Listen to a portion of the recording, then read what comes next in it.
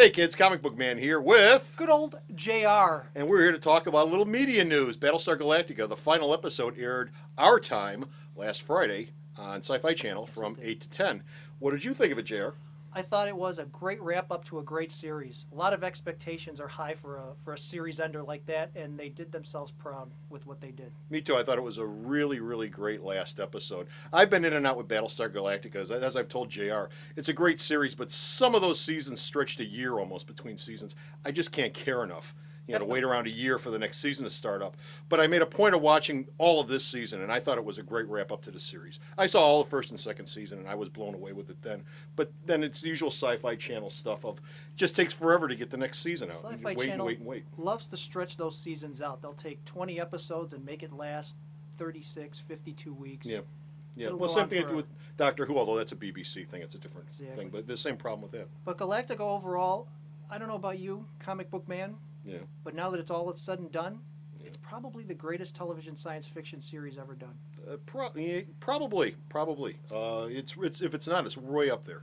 It does what Gene Roddenberry's original Star Trek did back in its day and tells morality plays each week. Yeah. And it does it without a lot of the naivete that we've come to love from Star Trek. Naivete? You and I both. Naivete? Well, you know, being down to a planet, give them a speech, and they're all ready to join the Federation. Oh, well.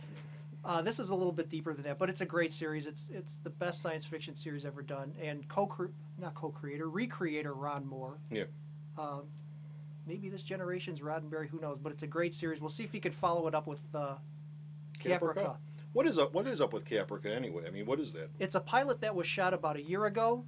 It's been sitting there. They're releasing it on DVD in April, and the series is going to be out on Sci-Fi Channel in fall, October, November. You know how many episodes they ponied up? I think they've got a full 20 or 22 and full season. Well, obviously it takes place before Battlestar It's about Galactica. the development of the robots. Yeah, okay. And actually, Dama's father is the central character, who's the actor from NYPD Blue. NYPD Blue. Yeah, he was in the last couple of seasons. He was the Esai Morales. Esai Morales. He played. Thank you. A voice from above. He played the head of the division there.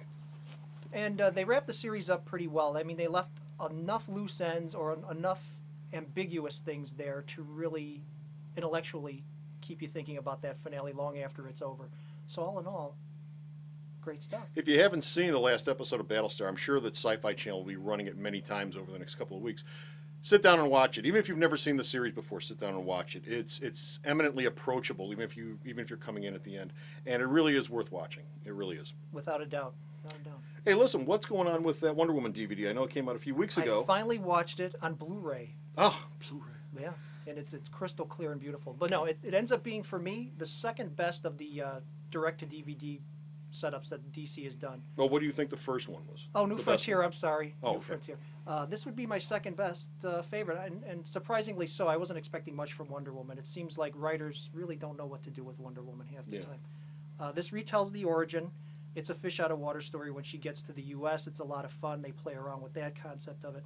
The voice of Wonder Woman is Kerry Russell, who we all remember from Felicity. Oh, yeah. Okay. And Steve Trevor is the guy from Serenity.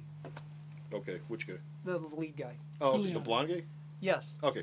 I never watched Fillion, Serenity. again, a voice from above. Thank you, God, tipping us off to the voices of actors.